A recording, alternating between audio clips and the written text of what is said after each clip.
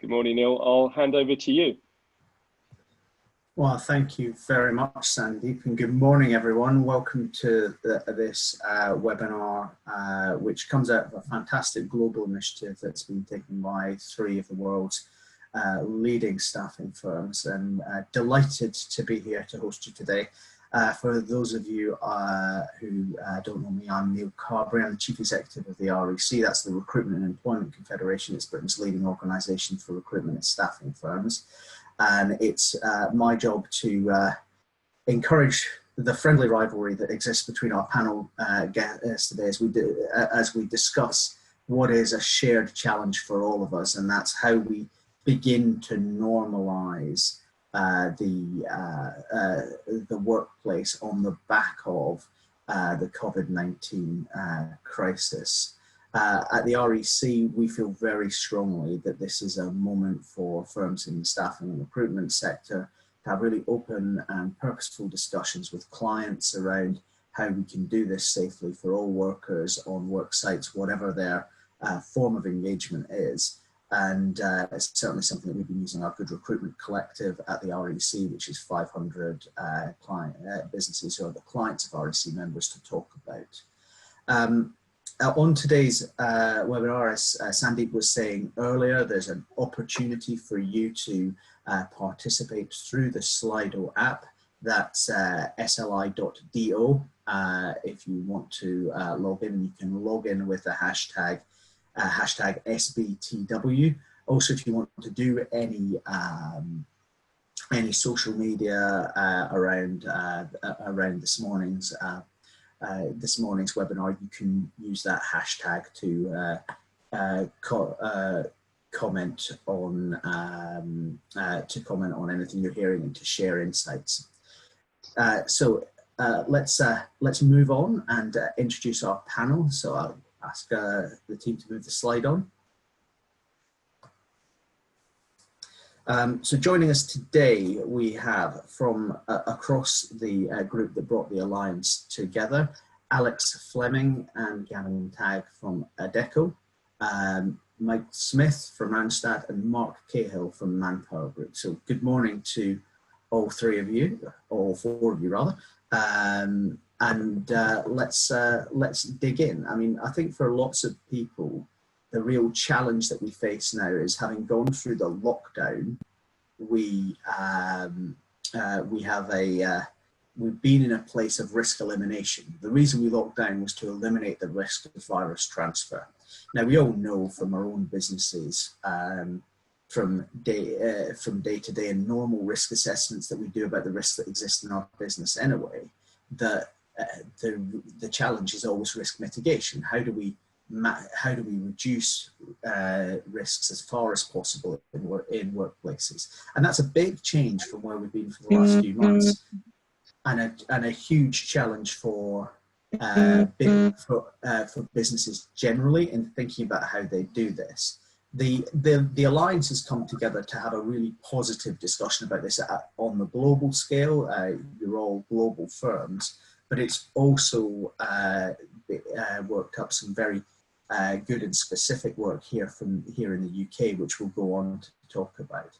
But Alex, why don't you kick us off? What drove this Alliance to come together? Tell us a little bit of the story behind three of the world's leading staffing firms working together like this. Well, thanks, Neil, and good morning, everyone. As we all know, the impact of COVID-19 on the labour market has been incredibly significant and a huge challenge for us all. And as businesses learn to function during this unknown time, safety of our people is absolutely paramount. And the HR Services Industry Alliance started on a global level with the Adecco Group, the Manpower Group, and Randstad coming together as we felt it was our collective responsibility to represent the industry and help businesses to get back to work. So together we developed global health and safety guidance that enables businesses and workers to safely return to the physical workplace when the time is specifically right for them. On a local level, together as an alliance, we developed a local providing a checklist of approximately 80 different measures which can support the development of COVID-19 protocols. And these measures can be freely used by businesses across their own industries to create a more tailored protocol to their specific area. Locally, we sought feedback on the initial report from institutional stakeholders, clients from all different industries, and from the recruitment industry as a whole. And we believe that this report is comprehensive and complements the government guidelines. We have received really positive feedback on the guide, and it's not only informative, but also reassuring in what is a difficult time for everyone and continues to be for everyone. And for those on the call who haven't had a chance to download the guide, we will send the guide out after the session today. Fantastic, thanks Alex. And I think there's a lot to work through in the details of that guide, thinking about those questions of how effective mitigation of risks, interaction with UK law, and we know that in the United Kingdom we have a very successful framework for health and safety law, amongst the most successful in the world, but this is a whole new risk that companies aren't used to dealing with in the normal framework. Gavin, how, taking a bit more of a practical angle to how the work for the UK can be applied, what are the big issues that you see that the guide can help with? Well, thank you. As you point out, we are in a completely different world now, and the health and safety law has been around for a very long time, and of course we have to do risk assessments, all companies do, but we now have a situation where there is a brand new risk which no one knew about only a few months ago, which means that everyone now has to start afresh, if you like. We have to start over and do a brand new risk assessment, taking into account this brand new risk of COVID-19. So the biggest challenge is to first of all understand what risks are posed, and then applying that in what we will be, everyone is now calling the new normal, where we now need to have COVID-19 at the very front of our minds when we're doing any kind of risk assessment for the workplace. So that you could refer to what are traditional health and safety risks, which have been around for years and years. Of course, we all know about those. But now, whereas in the past it may have been a little, clients may have thought that health and safety risks don't really exist in office environments, whereas of course they do. But now we know that there are so many more health and safety risks which must be applied in the office. So the best place to start, as always, is the government guidelines. But our report goes into a lot more detail than the government guidelines, with what we hope is a very good menu of potential protocols that people can take. Obviously, they don't have to take every single one of these. It will depend from workplace to workplace. But where the government guidelines point you, signpost you in a particular direction, then our report can give a little bit more depth and richness to that, and when we hope that it's useful for that. Fantastic, thanks very much, Gavin. And well, why don't we dig a little bit into that? And I think, I'm the chief executive of an organisation, and we've been going through this process over the last few weeks of thinking about how we normalise and the planning we need to put in place. So let's turn to some of the practicalities that guidance picks up. Before I do that though, just a reminder that if you do want to ask any questions of the panel as we go through, either to follow up on points that you hear from Alex, Gavin, Mike or Mark, or separate questions that we can pick up at the end of the webinar, do just log on to Slido, that's www.sli.do, join the meeting with the hashtag SBTW, and all of those questions will come back through to me, and I'll be able to ask them on your behalf. So turning to those practicalities, Mike,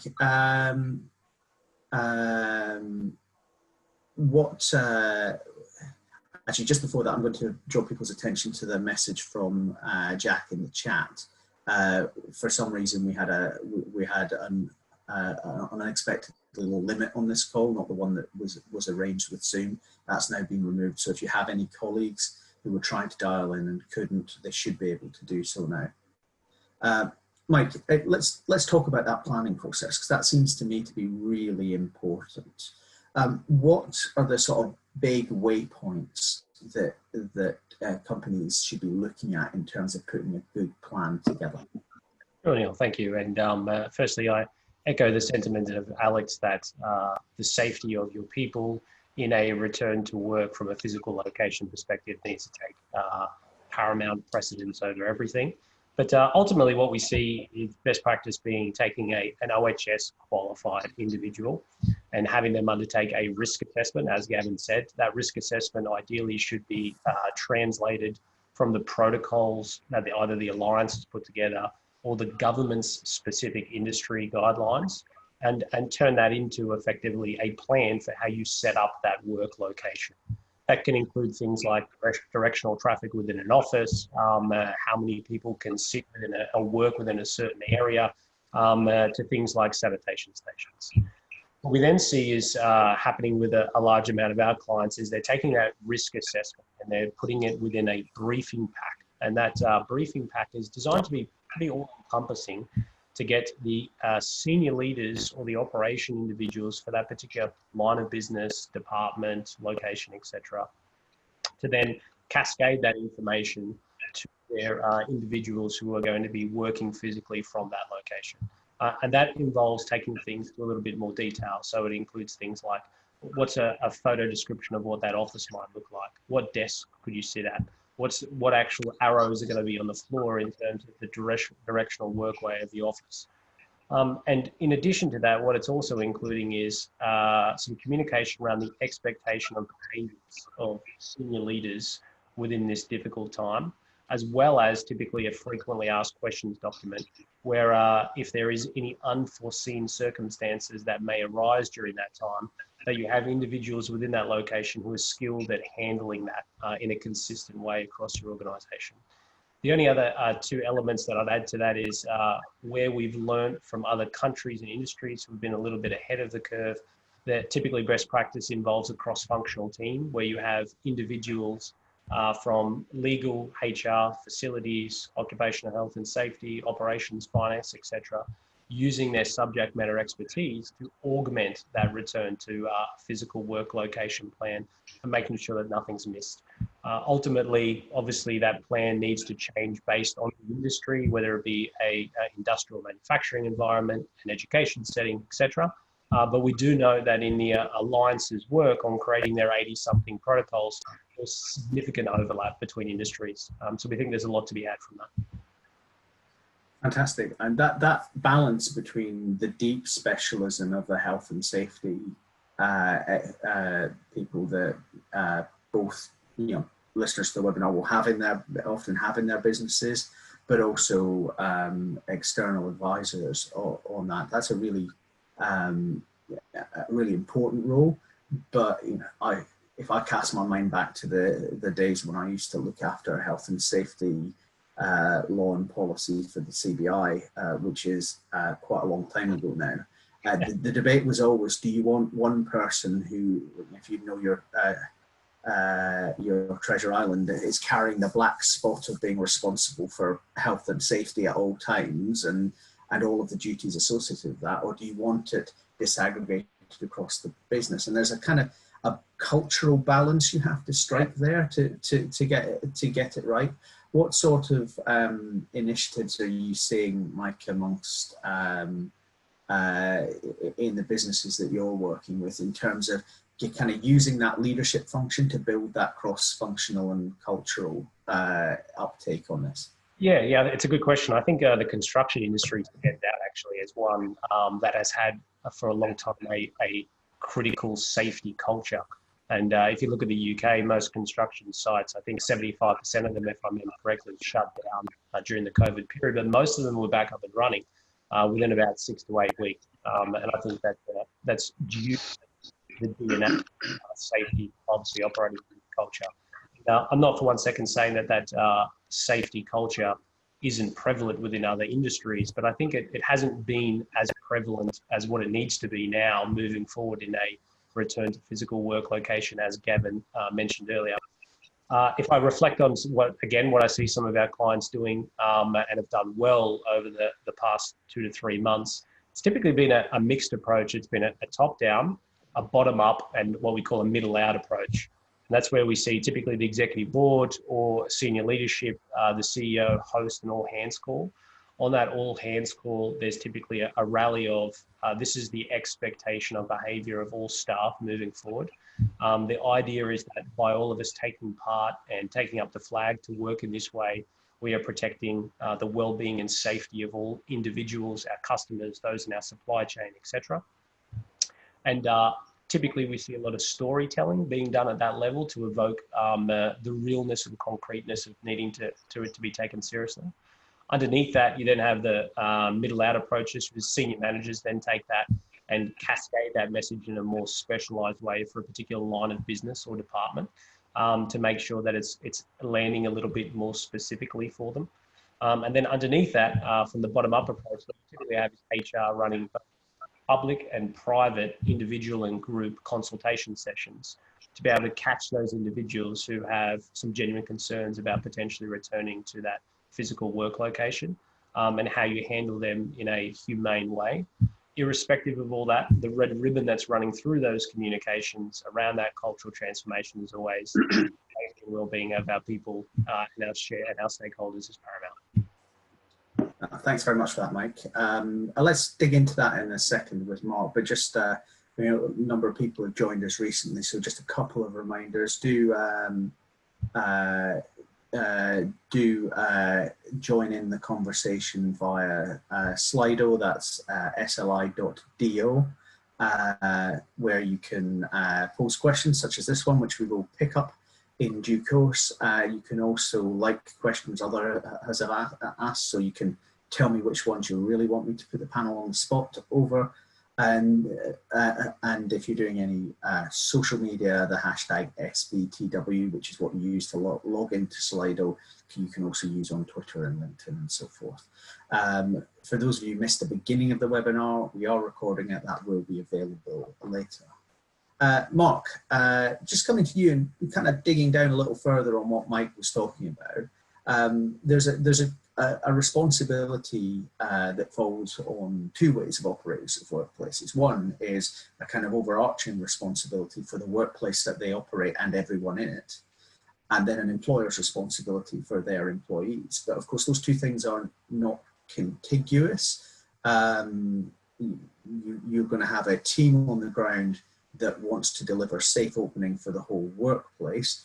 Often those people, often different firms will be involved, different employers, temps from firms like yourselves, but also suppliers and customers. How do you keep a team coordinated on delivering a safe workplace when you've got that complexity? What's key to it? Thank you, Neil. I think first and foremost is the planning right at the outset, some essential planning that needs to be done, and Alex and Mike have referenced that. So once the planning is in place, it's then a question of communication and making sure that people understand what's expected of them, making sure that suppliers, temporaries, contractors understand before they arrive at site, be that an office or a building site even, what's expected of them. So that communication, I think, is absolutely key. I think what we've seen in the UK is how quickly business has adapted at speed to the challenges we faced when COVID first came in. We've now got to be ready to adapt and change and continue to evolve as we start to come back into work again.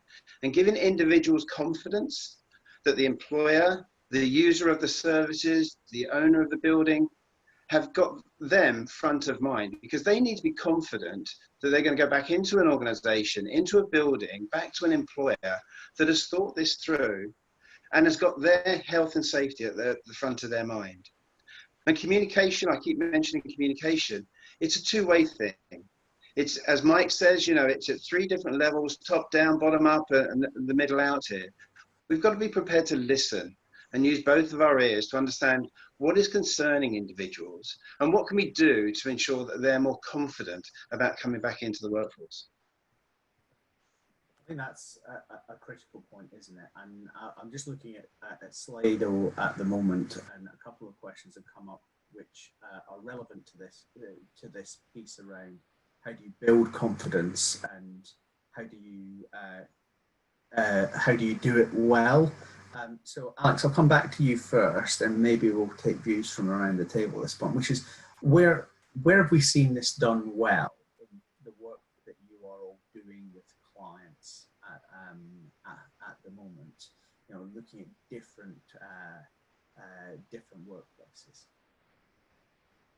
John, I think I would mirror what Mike has said around some of the technical best practices that we're really seeing with our clients, but also what Mark's saying in and around this communication piece that you've mentioned. I think you know, rolling out the technical elements is really, really important, but also this, you can't dial up the communication enough in this instance. And for us, that's not only with our own internal employees, but also to support our clients and our temporary staff too. And I think behavioural change and adherence to the new ways of working safely relies on a really clear understanding of the situation, and that needs constant dialogue from the leadership team and reminders from the leadership team, as you know, both people on the call have already stated, and that needs to be really consistent, so workers feel informed and reassured that they're returning to a safe place and that they will continue to work in a safe environment. In terms of some of the more technical things that our clients have done, if I look to one of our clients within the rail industry who have implemented workplace safety measures right from the start of lockdown, as people were continuing to still use rail, so to promote distancing in stations, they've placed floor vinyls everywhere at key pinch points and displayed additional signage, including seating stickers, banners, directional arrows, as some people may have experienced. And I think face covering and badges, asking customers to keep their distance, so reminding people all the time of the protocols. Perspex shields have been installed at ticket offices, whilst, and as expected, additional cleaning undertaken that I think we're seeing right across the industry in every area. Another client in the transport sector has implemented safe working environments through measures such as introducing one-way systems for pedestrians on stairs and through corridors. Doors have been fitted with hands-free opening devices where possible. Plexiglass barriers installed where social distancing can't be achieved, which we know is the situation in some instances, and temperature screening procedures initiated using non-contact medical thermometers. And really communication again around poster campaigns, installing extra signage everywhere, increasing the number of car parking spaces some of our clients have had to do to avoid car sharing. And of course, you've got all of the associated PPE being provided on site too, and maximum capacities in common areas, and of course, deep cleaning across all industries. I think in an office environment, clients are generally allowing 50% of the staff to return at one time and are doing it on a rota basis, and to really ensure that they're getting that distancing. Reception desks fitted with large plastic shields, access to the building limited to one entrance, and ensuring that they really keep to maximum capacity requirements at all times. So maybe maximum of 3 people in a meeting for ease and distancing, and using some of the private offices as a traditional office space for people, and cleaners on site constantly to make people feel really comfortable with the environment that they're working in. Thanks, Alex. That's really clear. Mike, similar sort of question really. What are you seeing that's really starting to make a difference on this agenda here in the UK? Yeah, I think if I reflect on the industry that I think have reacted well to this, I think there's a lot of lessons that can be learned that can be kind of copy and pasted into other industries. I think that the supermarket industry actually has done a noteworthy job of adapting to this. When you think of Firstly, the fact that they have a multi-location strategy, and they have a multi-generational workforce, and they have people who work part-time, full-time, contingent, etc., and that they've had to remain pretty much open during this whole COVID pandemic. And in doing so, have had to consistently adapt to a changing landscape while making sure that their operation continues to run as smoothly as possible and in a public-facing way. So as I said, I think it's noteworthy what they've achieved. One particular client of ours that operates in that space did something quite innovative that I think is copy and pasteable, is that they spun up a quick online learning portal. That online learning portal was made available to all staff. On that online learning portal, they continue to cascade best practices, information, changes of what protocols needed to be adapted within that week or the next fortnight. And then quite cleverly, they match that with a gamified quiz that took place on a weekly, fortnightly basis, where individuals could compete against their colleagues in their understanding of those particular protocols. So how do they respond to a customer who breaches the protocol and does X when they should have done Y, etc. And when you think about, obviously, the cultural transformation that needs to take place to be able to make that happen in a meaningful way, it's difficult enough trying to make it happen in a physical location, let alone in a virtual location. And coming up with an innovative way to keep people constantly engaged and bought into wanting to drive that change, I think is a credible example. Thanks, Mike. Mark, we're both Alex and Mike are talking about some really practical examples there. What would be your reflections on what you've seen from Manpower Group clients over the past few weeks? Well, again, as we've looked globally, Neil, and we look at some of the early waves of where COVID came through, we look at the best practice that's coming out from there. And there are many best practice. The one thing I think I would say is there's no one size fits all. Every organization needs to look at its own environment and work out what's best for them. I think we shouldn't forget the government advice. Social distancing, as we know, is at 2 meters at the moment. Maybe that'll change, but at the moment, we have to honor that and respect that. We should not forget the whole arrangement around sanitization, washing hands. And it's these sort of things that we remind our staff of, and we encourage the users of our service to remind their staff of, that makes us all again feel safe. And it's the health and safety, again, I come back to that, in terms of allowing people to feel confident to come back into the workforce and express their concerns. There'll be many, some of the surveys we've also looked at say something like 50% of the people do not want to come back into the workforce. It's how do we encourage those? How do we incentivize those and motivate those and give them the confidence that they're going to come back into a safe environment? And as I say, that's a one size fits one environment. That's really helpful, Mark. Well, let's dig into this a little further, and I'll start using some of the questions that we've been getting back from participants on Slido. Just to remind again, sli.do on your browser, hashtag SBTW to log in, and you can drop questions in there. You can also recommend or support questions that others have asked, which will push them up my little side screen here to make sure we get them asked. Although if there are questions that we can't cover in the time we've got this morning, we will come back to them in some of the other work the Alliance is doing in the weeks to come. I think this point about SMEs is really important because a lot of the language of health and safety is about what is reasonably practicable and what is proportionate, and it comes back to that question that we asked earlier on around risk mitigation and the decisions that business owners have to make. And with SMEs, it often is business owner operators. Is there Gavin, maybe I'll bring this one to you. Is there a different approach for SMEs, or is it just a similar approach tailored to the size? What are you seeing through the Alliance's work? Well, Yeah, just to answer the specific question, does the report have specific recommendations for SMEs? The answer is to that, no, it doesn't. It doesn't have a separate section on it.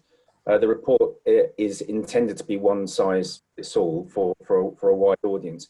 And it was always intended to provide some context around what we were doing, and then provide a menu of protocols that can be picked from, some used depending entirely on the business. And if the business is very small, a lot of those protocols will simply not be relevant. But there will be some protocols which will always be relevant, such as the protocols around social distancing and hygiene and hand washing, for example. So the best starting point, I would say, is always to go to the HSE guidance and the COVID-19 secure guidelines. And the only real difference for SMEs is that if your business is 5 people or less, you don't actually have to write down your risk assessment. However, I would always say that it is a good idea as an SME with 5 people or less that you do so anyway, because that can be your reference point. It may be that your business is so small that you think, well, I know exactly what I'm doing. I don't need to be quite so prescriptive about it, but it is still nevertheless a good idea to have this, because it helps you to address your mind to the new risks. The rules around COVID-19 secure guidelines apply to all businesses. However, there is extra guidance for very large businesses and also businesses which have particular workplace hazards. So I would say don't look at this to see that there are separate rules for SMEs. The right approach would be to say the rules are applicable to all. However, as you say, Neil, this is about not necessarily risk elimination, it's about risk mitigation insofar as practically possible. And that will entirely depend on the type of business, the location in which the business is done. And that is the way that is best approached. I think that's spot on, Gavin. And at the risk of the chair editorialising a little bit, the point here is it's about the practical actions that you take. And writing a risk assessment, of course, has a couple of benefits. Yes, absolutely helps you, as you've said, Gavin, have a clear idea of what you need to do as a small business. It actually also helps you understand what you need to ask others to do, whether that's the small group of people who work for you, or whether it's customers, if you're running, for instance, a retail store, or other people that are coming onto your site. So there's a really practical sense, even in the smallest businesses, to get a process behind this that drives some action.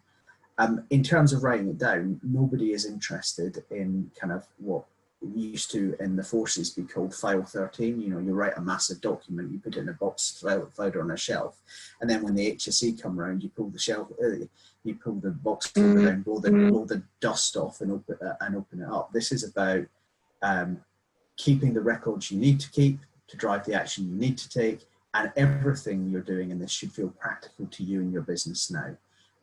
So don't feel that everything needs to be 500 pages long. This is about being really clear on where the risks are. And again, coming back to that point about risk mitigation, no business of any scale can be asked to guarantee that there is zero risk of transmission of a virus on their site. All we can be asked to do is to do everything that is practical to reduce that risk.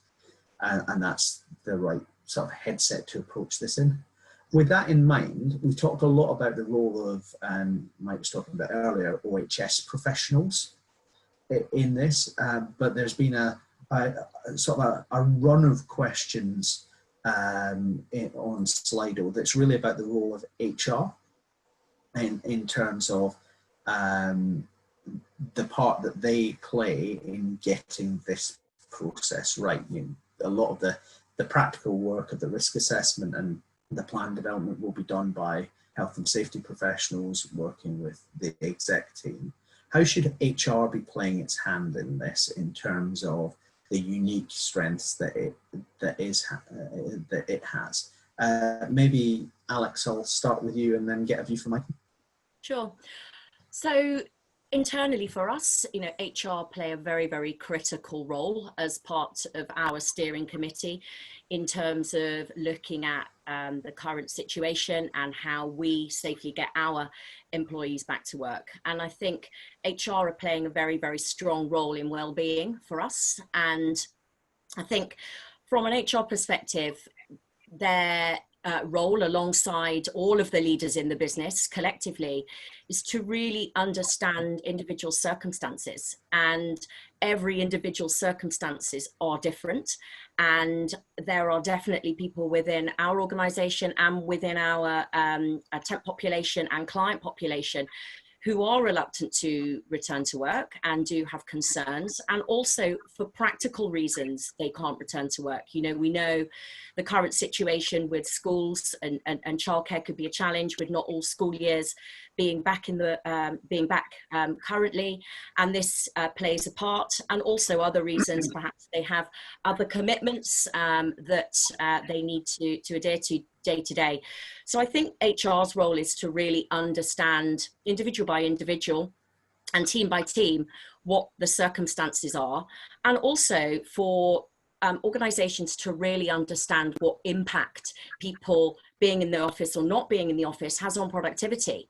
And I think that's not something that's 100% clear right now, because we aren't all running at full speed. You know, we are in an unusual situation. So it's hard to know what absolute impact this will have on productivity. And of course, there are some industries where people have to return to work. You know, they cannot work from home. So I think dependent on the industry, depending on the organization, it has to be taken case by case. But personally, from our perspective, you know, I feel we are pretty lucky that we are able to work in a very agile way, and we have been able to maneuver that very, very quickly. And so, you know, I would want to be able to cater for individuals' needs, because I think if somebody is feeling secure, they're going to perform better, and therefore the organization is going to be in a better state if they can take all of those things into consideration. Michael, just asked you to reflect on that and the particular role that an HR team would have in a business in terms of delivering this safe return to work.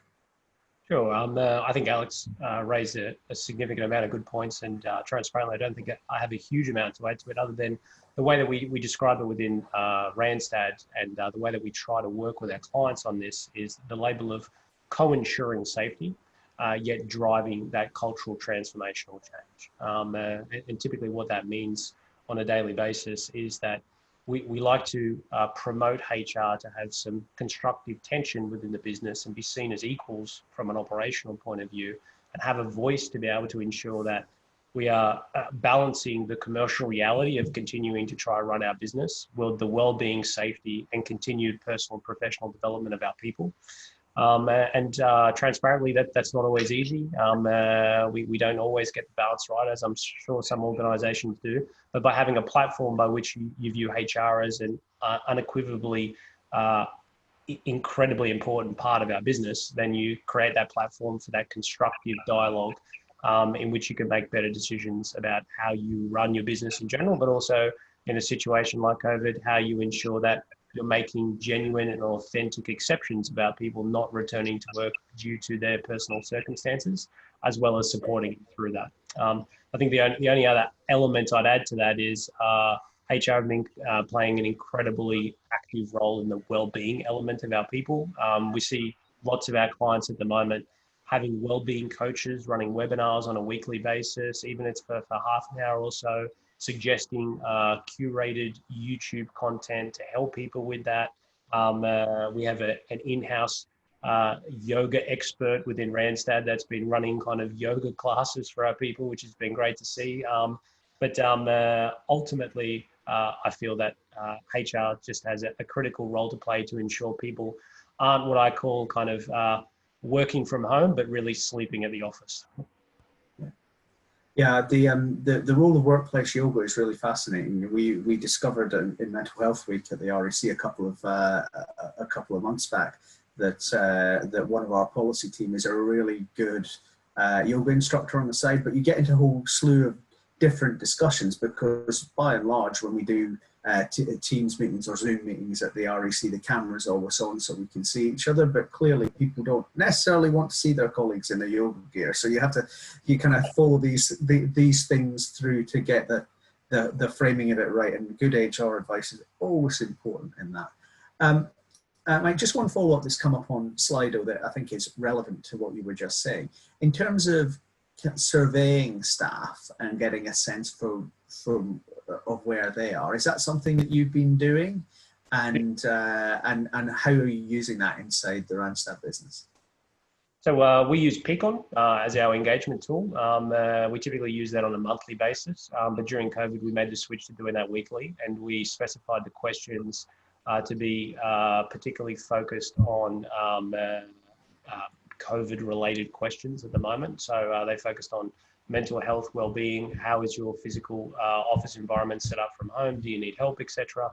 And what we did is we reviewed that on a weekly basis. Probably the most important question was, do you think as a leadership team we're actually handling this well? Is there other things that we should be doing that we haven't considered, etc.? So when you run that across our kind of 1,800 FTE workforce in the UK, what we did is stack ranked and grouped the amount of improvements, suggestions, etc. That allowed us to take some really concrete actions that continue to improve engagement during this period. But more than that, what it also allows you to do is think more proactively about how people are feeling about generally going back to the office. We were continuously looking at when would be the right time to potentially broach the subject with our senior management team. And the insights we got from people's willingness to have that conversation were incredibly insightful for timing that right, so to speak. Fantastic. Mark, there have been a couple of questions that pick on maybe some of the themes that Alex started to push for a minute ago around people who are reluctant to go back to the workplace. You can see one here, people talking about use of public transport. You know, if you look at, you know, put my hat on as chief executive of the REC, I've got an office in Zone 1 in London, and public transport is the critical concern in terms of bringing people back. Alex mentioned schools, comment on the slide now about how do we stop the scaremongering and get people to have a kind of balanced view of the risk. What are the kind of things we can do to really support that confidence that you talked about before in terms of people stepping back into a world where they are commuting, they are coming into the workplace, and things are normalizing? Well, first, Neil, I don't think it should be a mad rush. You know, the advice still from government is if you can work from home, you should work from home. And for us, this is a people first issue here. Again, I talk about confidence of the individuals, but we have to talk to them, we have to listen to them and find out what is concerning them.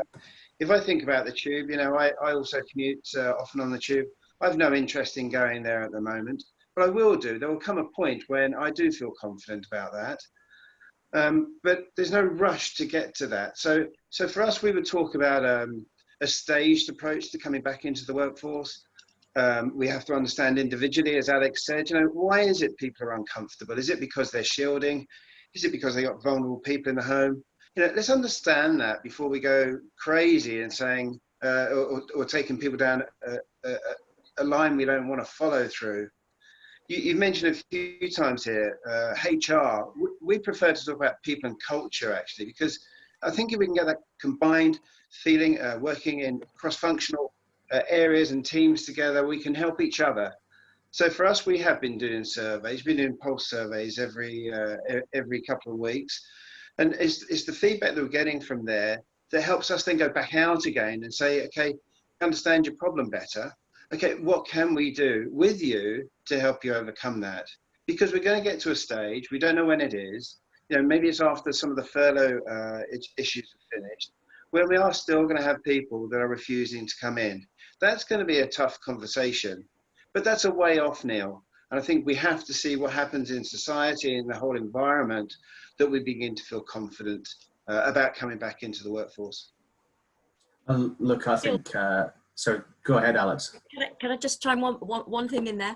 I think it's also important to look on the other side of the fence, because there are also many people who really do want to get back to work. So there are some people who are very nervous to get on to public transport. And so that's particularly relevant where people have to take public transport into work, probably more prevalent in cities than in some of the more remote areas. But there are also people who perhaps have been living alone for a prolonged period of time and who are desperate to get back into the workplace, and the people who perhaps can walk in, people who can cycle in, people who can find other ways of getting into work. So I think it is absolutely important, and we must consider those people who have got exceptional circumstances or current circumstances that mean that they can't or that they don't feel comfortable. But then there's also the well-being of the other population who really do love that interaction day to day and who are desperate to get back into the workplace. And I think from an HR perspective, and as we've all discussed, understanding that situation from both sides of the fence. And it's important that for their well-being and ongoing productivity and them feeling comfortable and confident in what they're doing, that they can see the path to going back to, even if it is some way off. They know that the organization is working on a return to work, even if it's a phased approach, it's over a prolonged period, that they know that it is being worked on and that it is something that is going to happen. And I think that's important to consider too. Yeah, and Alex, if I might add into there, Alex, as well, your point about productivity, it might be a hard and cold subject, but I think this is quite key for us as well. We have seen some of our clients saying that their workforce is actually more productive now working from home. You know, not every organization is going to say that.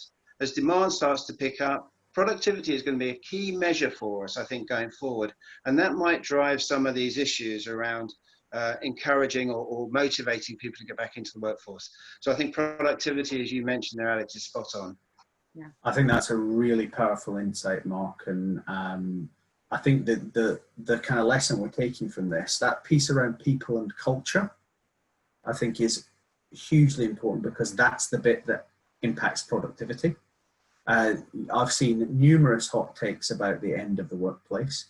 I caution people on that. I do think we're heading for a world with a lot more working from home over time and more flexibility. But you know, my observation of the REC would be that our productivity is way up over this period working from home. Do I think it's sustainable like that? I'm not convinced, actually. And the reason is, what we've lost is that water cooler moment, that ability to get people together to problem solve. And it is different doing everything over Zoom, however much we love these calls. You know, personally, I can't engage on the family Zoom call at 9 o'clock on a Friday night, because I've done 45 hours of Zoom calls that week and I don't need another one. But that piece about HR and the role of people thinking and culture, we probably got a bit stuck for a few years in that kind of human resources management school of thinking, where everything was about getting the employee value proposition right, getting the messages aligned. All that stuff's important. We might be back in the world of employee relations, you know, two of these, one of those used in that proportion, and working out, you know, what are the legitimate goals that people who are coming to work for us have, what do we need them to achieve, and how do we just very gently knit those together, which is a more complex process. But probably, coming back to that role of HR teams, if HR teams get it right,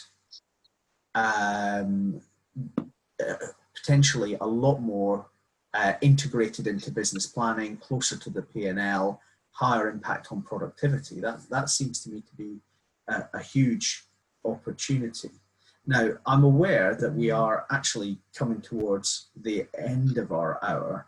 So, and we've got a number of questions. Thank you all for engaging with the questions that we've had.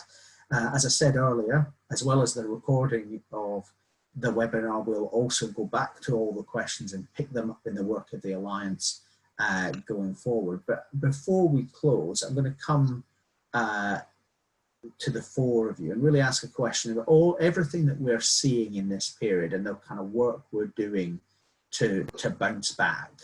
What do you think will persist? You know, what we talk a lot about the new normal, and it's quite a glib kind of a phrase, but the way we work will be different after this. You know, fissures like this change things for a while. Gavin, I'm going to come to you first because you've been listening to Mike and Alex and Mark talk about this. So any reflections from you, and then I'll go to the rest of the panel. Yeah, I think that things that will definitely be part of the new normal are certainly working from home is now going to become, if not the norm, certainly much more accepted, specifically in jobs where working from home is. We have seen over the course of the last few months the perception, the old-fashioned perception that working from home isn't really working. That myth has been completely exploded, and I've seen a lot of people working faster, harder, more efficiently from home, and they express a preference for it. So I think that's the first one. The obvious one, if you like, is that working from home is now seen as very, very much valid, whereas maybe the old-fashioned view was that it wasn't as valid. I do think that hand washing and sanitization in the workplace is going to be here to stay for pretty much for all time. I mean, it's now going to be something which everyone is going to be thinking about at all times. It's a relatively low touch and easy thing to ensure. So I'd expect to see posters up around the workplace for years around do the things that you would normally do to reduce the COVID-19 risk. So those are certainly things which I can see persisting in the long term. Social distancing, we do see that I think that the 2 meter rule will eventually reduce, but there will always be an element, I think, in the new normal where people will just be a lot more conscious about their place and their relative distance to other people. And whilst I don't think this is going to be around forever and ever, certainly long term, there will be elements of physical distancing in the workplace, and just people, when they're interacting with each other, we'll see that people, when they're arranging meetings in the workplace, will take very good care to ensure they pick a room which is appropriate for the size of their group. So these are things that I think are more the long-term things going forward. I think that point about meeting sizes is really interesting. One of the challenges of going back to a mixed model, which lots of us will do over the next 2, 3, 4 months, is remembering to properly include people who are working from home and not going back to that world where if you were on the phone, you were slightly operating as a satellite to the meeting rather than in it. A particularly challenging point. Alex, what are your reflections on what sticks around from all this? I think the impact on the labour market has brought skills to the forefront like never before. I mean, don't get me wrong, it's always been on everyone's minds, but I think it's dialed it up hugely. And I think this unexpected evolution that we see shows that soft skills and greater digital dexterity are absolutely not just for getting through the challenging time, but also for succeeding in the future and for working remotely. I think communication, we've talked about loads, is proving critical, as well as resilience in leading teams and in employees through these times of uncertainty. I think agility and flexibility is needed by everyone at all levels to adapt to changing needs. And we're relying on those who can really think creatively to accelerate us out of this and to really help build those business models that will help us thrive in the new and what I'm calling the better normal. I like the better normal, yes. Build Back Better is a phrase that we've been using a lot at the REC, and I think it speaks to the fact that there are all sorts of opportunities in terms of green growth, in terms of some of the ways our economies will reshape out of this. It's been fascinating at the REC to watch where the demand is in the kind of scrape of jobs boards that we're doing at the moment, and how that's changed pretty fundamentally over the last 2-3 months. And of course that comes with the skills point that you mentioned and getting the skills system right to support transitions. It's a big issue that we're working with at the REC with DWP and Department for Education and others. Mike, what's your reflection on this question about how the new normal looks? I think it's incredibly difficult to predict. Nonetheless, if I reflect on some of the conversations that we're having with our customers at the moment, there's a range of topics. It ranges from just in case to just in time supply chain. It's increasing digital adaptation, it's reskilling, it's internal mobility. It's a call to action for organizations like us to work with other public and private institutions to really make sure that we're thinking about those individuals who are at risk within the UK to kind of think of how we can get them back into the workforce. I think the digital adaptation one is probably the one that comes up the most in the conversations, and most of our clients are viewing this as a potential time for increased change acceptance.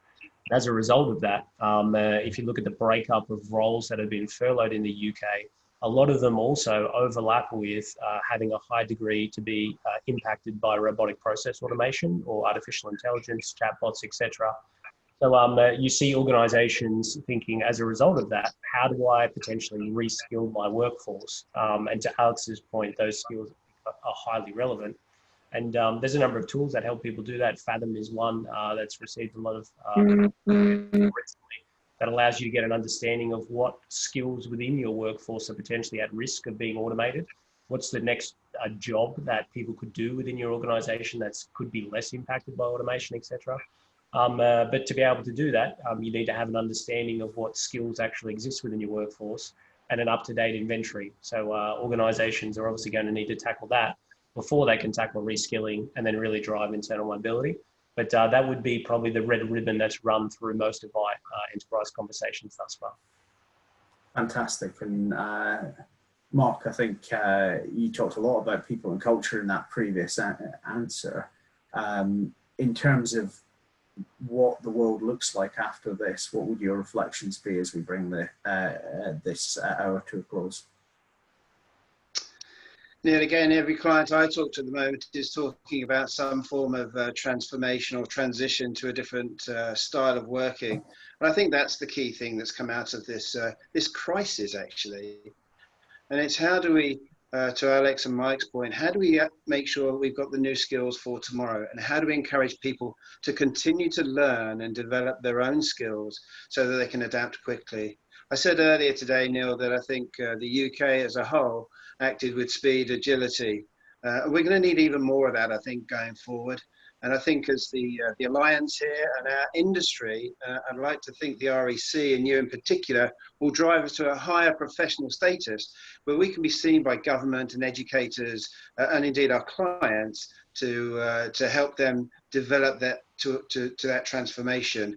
And if you had a question thrown back at you, Neil, if I would, I know you feel personally responsible for trying to improve the whole thing from COVID-19 for workforces. I just wonder what you would say to us as well.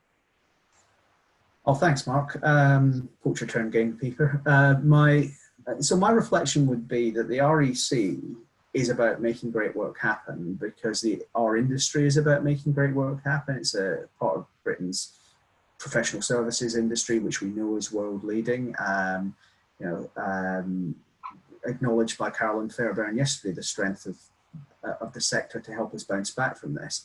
I do think I see two big parallel trends. On the one hand, I think businesses are now having to make in 6 to 9 months all of the changes that they kind of knew they'd probably have to make over the next 2 or 3 years, because that's what big recessions, and we are in a recession, do. They accelerate and amplify change. On the other side, there is clearly a willingness to look again at what, in inverted commas, we might call the social contract, how people are treated at work, how people are involved at work, the voice individuals have. We talked a lot on this call about that. And I do think that there's space for our industry to really be a powerful voice to say you can knit these two things together, that there's a high road here where we end up with people making really positive transitions into new and growing and potentially higher skill and certainly higher growth sectors. And we've always, as an industry, been about supporting those transitions. And I think increasingly it's going to be about making those transitions purposeful. So from an REC perspective, the classic work that we've traditionally done with government, which is thinking about how our industry is regulated and how the labour market works. I think the second of those two is more important. Later on this morning, I'm going to be talking to the DWP about some pilot work we're doing to tackle unemployment in East London, and if that works, we're going to blow it up to helping the industry contribute nationally on that. I think those things are really important to us becoming strategic partners for the businesses that are on this call. That's more about helping businesses continue to source and engage the right people in the right place at the right time within a context that's fundamentally different. And I think for the REC, sustainability is at the heart of that, and that is standards, but it's also about skills, as Alex was saying earlier, and it's about advice, and that's a different ask for us as an industry than maybe what we've seen before, and it's a different ask for us as the REC than we've seen before. But I think it's actually really exciting. The potential to build back better, as we were discussing earlier, is just enormous. And I talked us over 10:30, so none of you can ask me a follow-up. You see, that's the power of the chair. I want to say thank you to everyone who's joined us this morning, and apologies that we had a little snafu at the beginning with some with getting everyone on. But as I said earlier, the recording will be available, so you can catch. I think you only missed my stuff at the beginning, and none of the content gold that came from our four speakers. But you can catch up with the whole thing in the recording when it's available. The team are going to send round to everyone who registered a link to the recording of the webinar and to the document, and also to the respective LinkedIn page, and links to the respective LinkedIn pages of the three partners. Do follow up, do keep coming back to us, and as I said, if we haven't picked up on any of the questions, and there were some really interesting questions there about how we both protect agency workers and ensure agency workers are complying with client standards on site. Those things are really important, and we can pick up on that as the campaign goes forward. So finally, what you arranged for me to say, you'll get all that stuff from the team in due course, including the recording, and to say thank you to all of you for joining, and in particular thanks to our four panelists for joining us today. Have a great rest of your Wednesday, everyone. Thank you. Pleasure. Thank you. Thank you.